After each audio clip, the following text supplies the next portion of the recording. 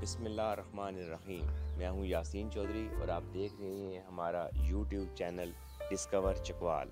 आज हम आपको चकवाल की जिस एक बहुत मुनफरिद और ज़बरदस्त लोकेशन पर लेकर आए हैं, वो ना सिर्फ ये कि ख़ूबसूरती और चकवाल के हवाले से काफ़ी दिलचस्पी का सामान लिए हुए है, बल्कि उसमें आज आपके लिए बेइंतहा मालूमात भी शामिल होंगी जिनका तल्लुक़ बराह रास्त कारोबारी एक्टिविटीज़ से है और कारोबारी सेक्टर में बिलखसूस उसका तल्लुक़ एग्रीकल्चर से है।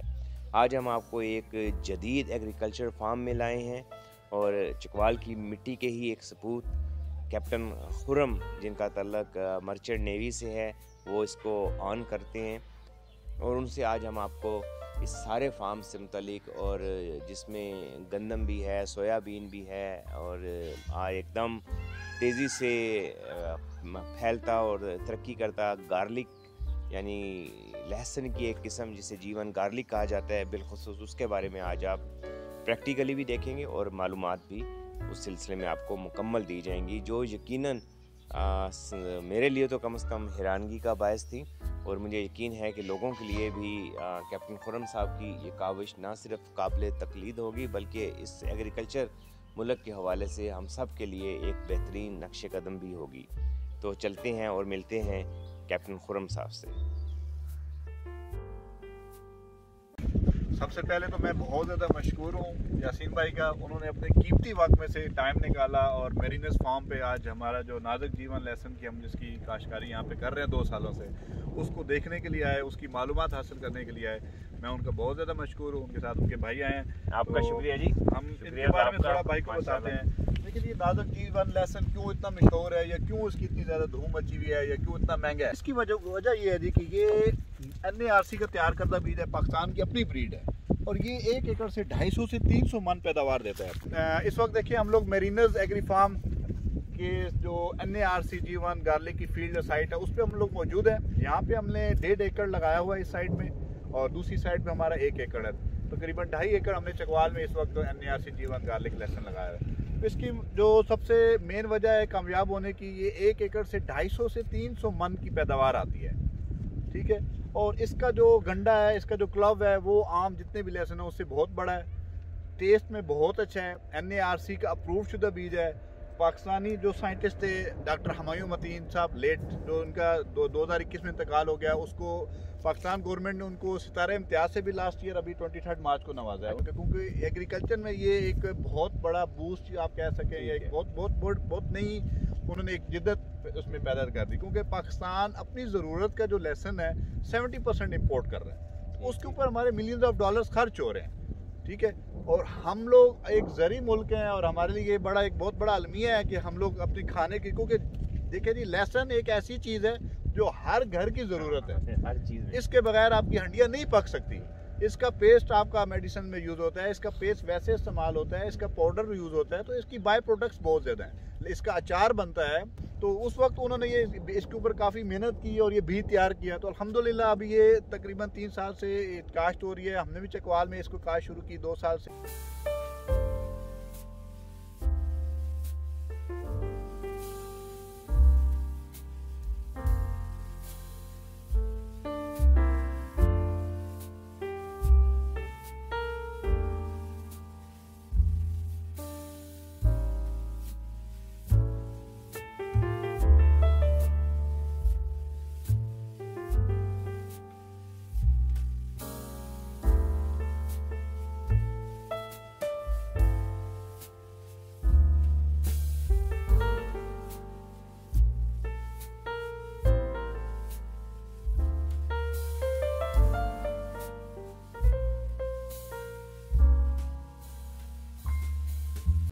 अच्छा, तो खुर्रम ये बताइएगा कि ये पाकिस्तान में लॉन्च कब हुआ है G1 गार्लिक? देखिए नहीं, ये जो ऑफिशियली लॉन्च हुआ था वो 2018 में हुआ था, ठीक है जी। ऑफिशियली 2018 में हुआ था। उस वक्त कम लोगों को पता था, NARC के बाद लिमिटेड सा बीज था, फिर आहिस्ता आहिस्ता लोगों के पास जाना शुरू हुआ और इसकी पैदावार बढ़ती गई।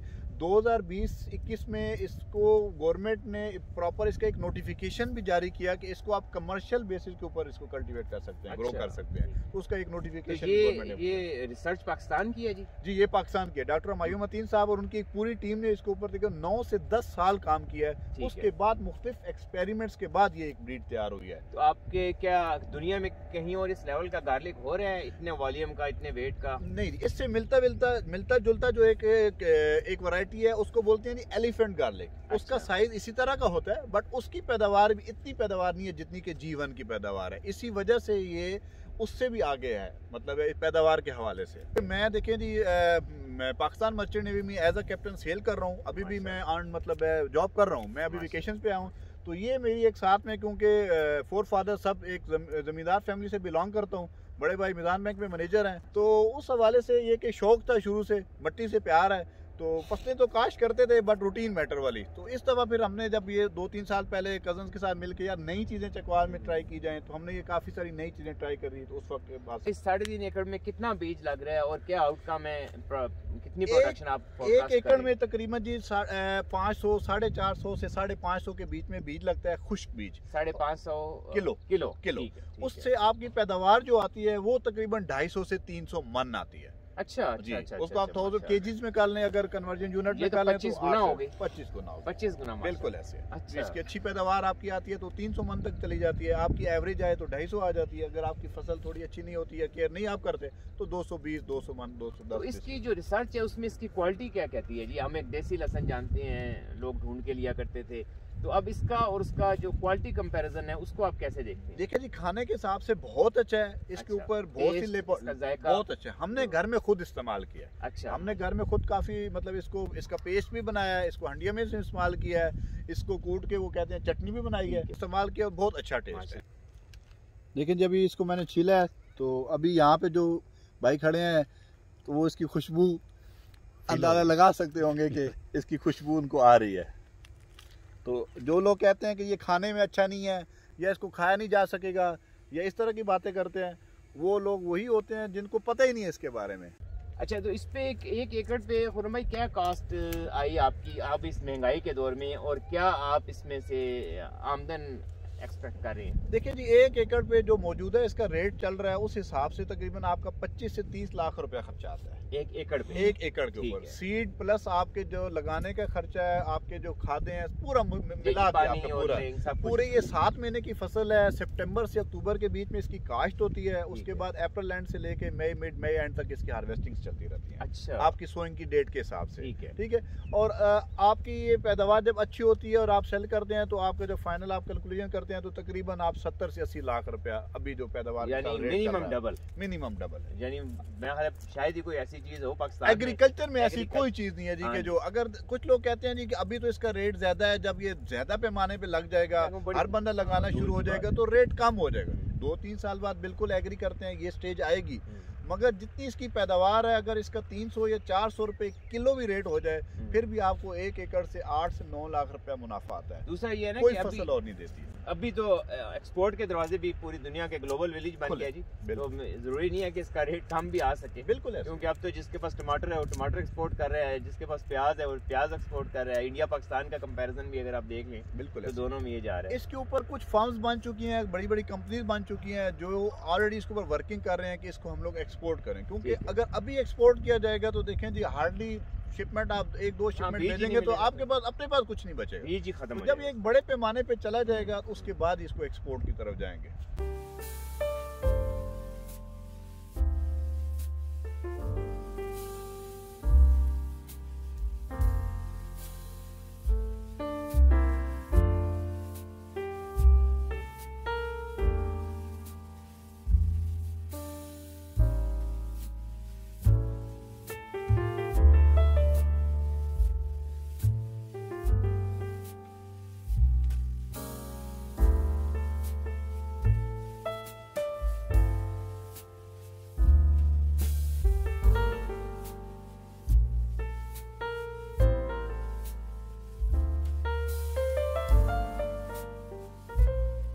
इसमें कोई रिस्क फैक्टर क्या है? इसमें रिस्क फैक्टर देखें नहीं, फसल है, फसल पे बीमारियां आती हैं, मगर अल्हम्दुलिल्लाह ये एक ऐसी फसल है जो रेजिस्टेंट इसकी बहुत अच्छी है। ठीक है। तो इसके ऊपर बीमारियों के अटैक जो है वो बाकी जितनी भी फसल जो है उससे बहुत कम होता है। ये बारानी इलाका है, उस लिहाज से अगर देखा जाए तो पानी की इसमें बहुत ज्यादा कंजम्पशन है या एवरेज फसलों की तरह ही? नहीं, पानी इसको ज्यादा लगता है जी, पानी आपको रिक्वायर्ड होता है, अच्छा आपका पानी होना चाहिए। चकवाल में पोटेंशियल बहुत ज्यादा है, क्योंकि गिने चुने के 10 से 12 फार्मर्स है जिन्होंने लगाया हुआ है, वो भी छोटे छोटे रकबों पे ज्यादातर ने लगाया, किसी ने 4 कनाल पे, किसी ने 3 कनाल पे। बड़े जो फार्मर्स है जिन्होंने एकड़ में लगाया है वो टोटल 4 से 5 है। अगली दफा हमारा इंशाल्लाह इरादा है 5 से 6 एकड़ पे जाने का। अच्छा तो अच्छा माशाल्लाह जबरदस्त। तो मैं इधर देख रहा था, बड़ी खूबसूरत उसका पौधा भी बहुत खूबसूरत था। गंदम आपने बड़ी कोई मुनफरिद किस्म की वैरायटी लगाई हुई है जी। पहली दफा मैंने अगर ये हमारे देखी ये जी MH के 56 जो ऑस्ट्रेलियन जिसको वीट बोलते हैं, ठीक है, ये वैरायटी हमने लास्ट ईयर भी लगाई थी और अल्हम्दुलिल्लाह बहुत अच्छी इसकी पैदावार है। इसकी एक कनाल से हमें जो आउटकम मिला था वो तकरीबन 10 मन निकला था। अच्छा, इस दफा हमने अल्हम्दुलिल्लाह चकवाल में 4 जगह पे लगाई हुई है। जैसे अभी माशाल्लाह ये फसल खड़ी है, एक्सपेक्ट कर रहे हैं कि हमें यहाँ पे भी इंशाल्लाह 10 से 11 मन के करीब हमें एवरेज मिलेगी। अच्छा जी, ये है वो ऑस्ट्रेलियन वीट की वैरायटी जिसका मैं जिक्र कर रहा था, जिसकी अल्हम्दुलिल्लाह एक कनाल में 10 से 12 मन की पैदावार आती है। तो आप उस हिसाब से अंदाज़ा लगा लें कि एक विगा, जिसको हम लोग यहाँ पे, क्योंकि ज़्यादातर लोग विगों के हिसाब से देखते हैं, तो एक विगे में आपकी तकरीबन 40 से 44-45 मन के बीच में पैदावार आती है जब आपकी ये अच्छी फसल होती है। तो इसमें देखिए 5 किलो सीड लगा हुआ है, ये आप देख सकते हैं फसल अल्हम्दुलिल्लाह। इसके अलावा हमने एक और साइड पे लगाया है, वहाँ पे हमने 3 किलो सीड लगाया है। तो इंशाल्लाह इस दफ़ा भी जब इसकी पैदावार आएगी तो हम लोग भाइयों से शेयर करेंगे कि एवरेज हमें कितनी मिली। तो मैं अपने किसान भाइयों से बोलूँगा कि नई वैरायटीज़ ट्राई करें। ये बहुत अच्छी एक गंदम की वैरायटी है और गंदम की तो हमारे मुल्क में इस वक्त अशद किस्म की ज़रूरत है। तो ये जब आप ट्राई करेंगे तो आप इंशाल्लाह आपको अच्छा एक मुनाफा भी मिलेगा और पाकिस्तान के लिए भी फ़ायदा होगा, आपके लिए भी फ़ायदा होगा।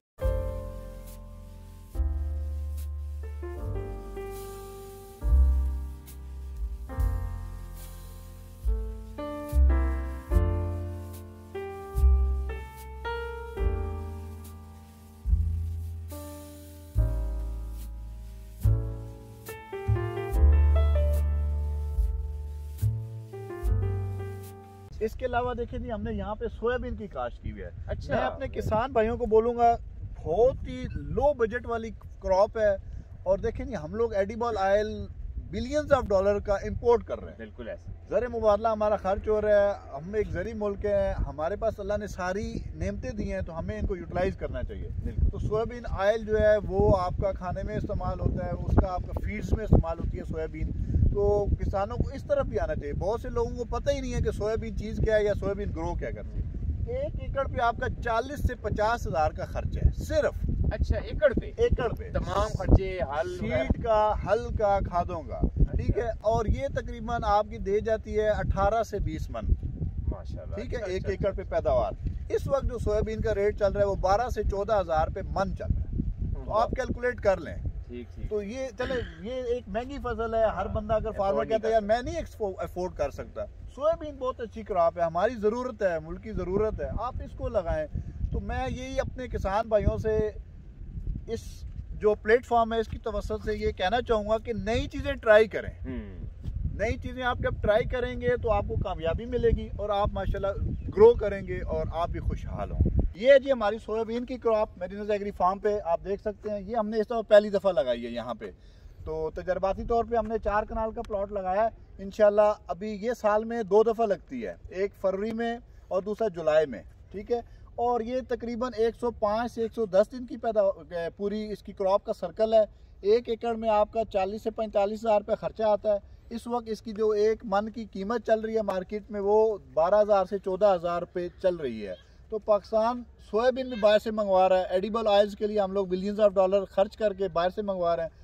तो मैं अपने किसान भाइयों को बोलूँगा कि ट्राई करें, ये नई फसलें आप ट्राई करें और इसमें कोई मुश्किल नहीं है। ये बड़ी आसान सी फसल है, इसको बहुत ज़्यादा आपको फर्टिलाइज़र नहीं देने पड़ते।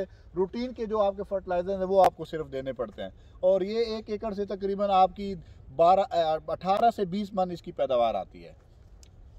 इसके अलावा हमने जी एक मकई की भी एक जो है ना अभी हमें सीड पहुंचा है, वो भी हमने इसकी जो है सोइंग करनी है। 7 रंग की मकई। अच्छा, उसका जो एक छल्ली के ऊपर है उसके जो मुख्तलिफ दाने होते हैं वो 7 कलर्स में होते हैं। उसका सीड भी हमें आ गया अल्हम्दुलिल्लाह, वो भी हमने सोइंग कुछ दिन में कर देनी है। तो खुरमा एक वो स्वीट कॉर्न होती है जिसकी आज तक खपत पूरी नहीं हो सक रही है पाकिस्तान में। जी बिल्कुल, उसका भी हमारा इरादा था लगाने का, बट क्योंकि जगह थोड़ी सी कम है यहाँ पे, तो अच्छा। वो हमारा नेक्स्ट फेज में इरादा है कि अगली नेक्स्ट जो हमारी साइट है वहाँ पे लगाएं। अच्छा। मतलब हमारी कोशिश ये है नई नई क्रॉप्स को ट्राई करें, नए नए सीड्स को ट्राई करें और उसका एक्सपीरियंस, प्रैक्टिकल एक्सपीरियंस, बातों वाला नहीं, प्रैक्टिकल एक्सपीरियंस शेयर करें अपने किसान भाइयों के साथ। अच्छा खुरम भाई, ओवरऑल जो इस वक्त दुनिया में, जैसे हमने पूरी दुनिया ने कोरोना को फेस किया, तो एक ये देखने में आया कि वो कंट्रीज जिनके पास स्पेशली अपना खाने पीने का सामान अवेलेबल था, जैसे दालें कह लें, चावल कह लें, गंदम, दूध, वो कंट्रीज कंपैरेटिवली इस क्राइसिस से आसानी से निकल गई। और अगर आप दूसरी तरफ जाएं तो पाकिस्तान में आप अब जो एग्रीकल्चर, जिस तरह की माशाल्लाह जदीद एक एग्रीकल्चर की दुनिया में आप भी दाखिल हो चुके हैं, तो उस हवाले से आप ओवरऑल एग्रीकल्चर को, इस शोबे को, इस फील्ड को पाकिस्तान में कैसे फोरकास्ट करते हैं? देखें जी, अनफॉर्चुनेटली हम लोग एक, हमारा ज़री मुल्क है, मगर इसके ऊपर बड़ी बदकिस्मती के साथ कि बहुत कम लोगों का इंटरेस्ट है, तहकीक भी बहुत कम है। अब लोगों ने आना इस फील्ड की तरफ शुरू किया है। देखें जी, आने वाला जो दौर है वो बड़ा मुश्किल दौर है, और देखें इन्फ्लेशन बढ़ रही है, आपका ग़िज़ाई किल्लत बढ़ती जा रही है दुनिया में। अगर आप दुनिया में तजिया करें या इस वक्त देखें तो जो बड़ी फर्म्स हैं, जो बड़े नाम हैं, बिल गेट्स जैसे नाम जो हैं, वो इस वक्त एग्रीकल्चर में इन्वेस्ट कर रहे हैं। तो मैं इसमें भी यही कहूँगा कि हमारे पास तो अल्लाह ने अच्छी ज़मीनें दी हैं, पानी की फैसिलिटी है, हमारे पास सारी नेमतें हैं, हमें एग्रीकल्चर की तरफ आना चाहिए। आने वाला जो वक्त है, क्योंकि उसमें ये ज़रूरत है कि इस वक्त देखें आप आटे की किल्लत हमारे मुल्क में होगी। हाँ, मतलब ये हमारे लिए एक बहुत बड़ा अलमी है, और इससे हमें सबक हासिल करना चाहिए कि हमें आटा दूसरे ममालिक से मंगाना पड़ गया।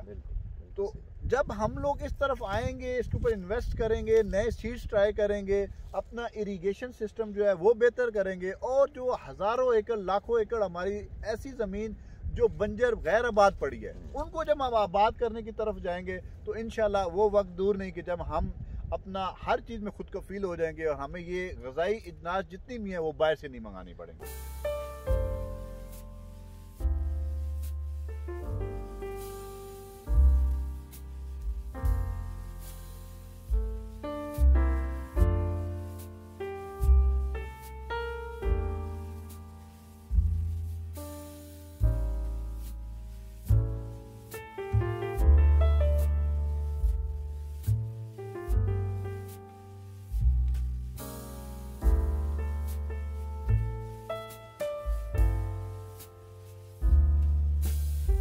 चकवाल को आप एग्रीकल्चर के मैदान में क्या समझते हैं? हमारे जो लोकल लोग हैं, क्या वो भी सही इन्वॉल्व हो रहे हैं? क्योंकि जो लोग बाहर के हैं उनकी तो बहुत बड़ी तादाद को मैं खुद जानता हूँ। चकवाल के खित्ते की मिट्टी की खासियत का एक अजूबा है चकवाल की मिट्टी। जिस किस्म का टेम्परेचर, जिस किस्म का सी लेवल यहाँ अवेलेबल है, दुनिया में शायद किसी खित्ते में नहीं है। जितनी वैरायटीज ऑफ फ्रूट यहाँ पे पॉसिबल है, डिफरेंट वैरायटी, वो दुनिया में किसी जगह पॉसिबल नहीं है। और ऐसे ही अब हम हर साल हम एक नया देखते हैं। कभी हम लहसुन देखते हैं, कभी हम अदरक देखते हैं, कभी हम हल्दी देखते हैं कि जो भी चीज़ चकवाल में लॉन्च की जाती है उसका रिजल्ट बहुत अच्छा आता है।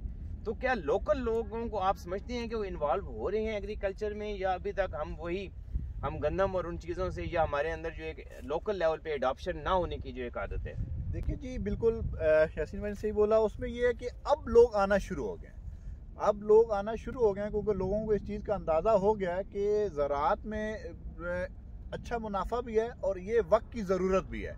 इससे पहले बिल्कुल ऐसे ही था कि लोगों का इसकी तरफ इंटरेस्ट नहीं था, और उसी वजह से हम लोग बहुत पीछे रह गए। चकवाल में माशाल्लाह, क्योंकि चकवाल के लोग जहाँ पे भी होते हैं वो पता चलते हैं अपने वो रख रखाव की वजह से, अपने मिलनसाज की वजह से, वो उनका पता चलता है। खासियत हमारा एक खासा है, तो अभी लोगों में ये शऊर आहिस्ता आहिस्ता आना शुरू हो गया है। तो अल्हम्दुलिल्लाह अभी हम लोग जब मुख्तलिफ जगहों पे जाते हैं अपने चकवाल के मुख्तलिफ इलाकों में करीब तो देखते हैं कि बहुत बड़े बड़े पैमाने पे अब ये इसकी मुख्तलिफ चीज़ों की काश्त होना शुरू हो गई है, और ये एक बहुत अच्छा साइन है कि आने वाले वक्त में हम लोग भी एक, हमारा इस चीज़ में भी एक नाम हो। जैसे हमारा आर्मी में, फ़ौज में एक नाम है कि चकवाल के इतने ज़्यादा लोग, हर घर का बंदा एक फ़ौज में, तो इसी तरह हमारा इस चीज़ में भी आने वाले कुछ वक्तों में नाम होगा, और ये आने वाले वक्त की ज़रूरत भी है।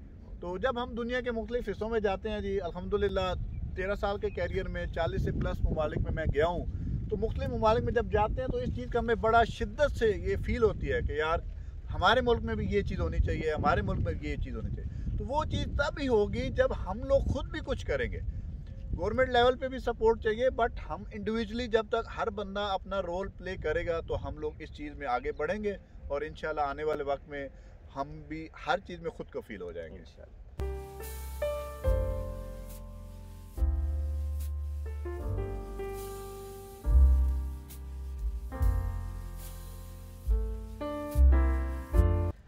जी, तो आपने देखा खुर्रम भाई से आज हमने बड़ी तफसीली बात की। ये भी आप इनको भी चकवाल के जो वो सपूत मट्टी के वो सपूत जिन पे हम फ़ख्र कर सकते हैं, इसमें कोई दो राय नहीं है कि खुर्रम भाई भी उन्हीं में से एक हैं। अगर आप देखें तो जैसा ये अभी फरमा रहे थे कि इन्होंने दुनिया के 40 ममालिक को विज़िट किया अपना मर्चेंट नेवी के हवाले से, तो उस लिहाज से हम सब जानते हैं कि दुनिया की किसी जगह भी अगर ये सेटल होना चाहते हैं या अपना वहाँ पर कोई सिलसिला शुरू करना चाहते हैं तो इनको किसी किस्म की कोई रुकावट या मुश्किल पेश नहीं आनी थी। लेकिन इन तमाम दुनिया को देखने के बाद जो हमारी मिट्टी की एक खासियत है कि हमारी रूह जो है वो फिर कहीं ना कहीं चकवाल को ज़रूर ढूंढती रहती है। तो ये इस मिट्टी में हकीकत में आके इस मिट्टी में ना सिर्फ सोना तलाश कर रहे हैं, बल्कि इन्होंने ये जो गार्लिक है, मैं तो ये कहूँगा कि ये शायद सोना ही है। इन्होंने यहाँ पर इस सोने को माशाल्लाह उगाना और पैदा करना शुरू कर दिया है। तो हमारे चकवाल के जितने भी लोग जितने भी कारोबारी हजरात हैं और जो एग्रीकल्चर से मुंसलिक नहीं भी हैं, उन्हें भी चाहिए कि वो कुछ ना कुछ तवज्जो जो है वो एग्रीकल्चर की फील्ड पे, लाइफ स्टॉक की फील्ड पे ज़रूर दें। क्योंकि हमें ये समझ आ चुकी है, दुनिया को ये समझ आ चुकी है कि आने वाला वक्त, आने वाला सर्वाइवल आप इंडिविजुअल से ले लें, आप फैमिली से ले लें, आप ख़ानदान से ले लें और इसी तरह आप ममालिक से ले लें, आने वाले वक्त में जो बेहतर सर्वाइवल है वो उन्हीं का है जो अपनी खुराक, अपनी बुनियादी ज़रूरत को ख़ुद पैदा कर रहे होंगे। और मैं चकवाल में काफ़ी सारी जगहों पे जहाँ पे भी जाता हूँ, जो सबसे आप ये कह लें सबसे अट्रैक्टिव, सबसे दिलचस्प चीज़ लगती है वो यही लगती है कि जो हम फसलों पे काम कर रहे हैं, कि चकवाल की मिट्टी की जो खासियत है वो कहीं पे नहीं है। तो हमारी तो अभी जितना एक चकवाल मैंने देखा है, मैं तो इसको 1% भी नहीं कहूँगा, बल्कि इशारियों में या पॉइंट्स में कहूँगा, शायद 0.0001% लैंड को हम अभी तक इस्तेमाल कर रहे हैं। मतलब अच्छी 50-100 किलोमीटर आप चले जाएं तो आपको एक भी खेत नहीं मिलता है जहाँ पे आप नहीं, इवन कास्ट ही नहीं अभी हमने यूटिलाइज करना नहीं शुरू किया। और इसके मुकाबले में अगर हम देखें तो बाहर से लोग आकर उन्होंने किलोमीटरों के हिसाब से चकवाल की ज़मीनों को आबाद करना शुरू कर दिया। बहुत अच्छा पहलू, अल्टीमेटली उसका बेनिफिट भी चकवाल को होगा, पाकिस्तान को होगा। लेकिन खुर्रम भाई की तरह मेरा ख्याल है सबसे पहले चकवाल के लोगों की अपनी जिम्मेदारी है कि वो चकवाल की इस मिट्टी का फ़ायदा ख़ुद भी उठाएं, मुल्क को भी पहुँचाएँ और यहाँ के अवाम को भी पहुँचाएँ। आपका बहुत शुक्रिया।